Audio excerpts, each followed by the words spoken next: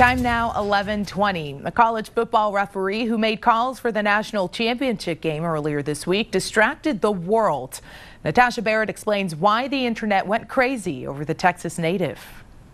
Personal foul, unnecessary roughness. He was the guy making calls on national television Monday night. By the time the game was over with, it had blown up. But if you're like thousands of other Americans, you weren't paying attention to what he was saying. You focused on his physique, mainly those arms. This is the way I've dressed. This is the way I've looked for years. By halftime of the college football national championship, I had like 44 texts. Mike Defee's Guns even had their own Twitter account. I thought, oh, Jesus. But that guy who exploded on social media is the same guy that's president of this electrical contracting business in Nederland. What do you think of all this buzz about you and your guns? I think it's ridiculous, personally.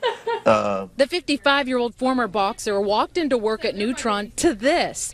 Photographs of himself plastered on the wall by coworkers, his own biceps leading the way to his office. You know what I mean? Oh, yeah. Any credible journalist has to hit the tough questions first, so I got down to business. Like, how big are your biceps? They're probably over 19. How many times do you work out? 3 to 4. The goal is always 4. Plus 2 days a week of cardio. Mike is not one of those strict protein drinking guys, though he says he skips lunch to work out and is religious about it. At 5'10", 212 pounds, he exercises for endurance on the field, and he admits he's noticed that the camera packs on the pounds. Let me tell you, TV makes you look so much bigger than you are.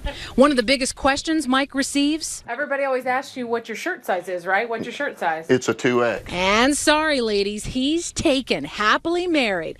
Don't worry, before we left, I asked him to show off his guns. Which way to the beach, Mike? It would be that way. Yeah, that way. Well, today the owners of the San Diego Chargers are expected to announce their plans to move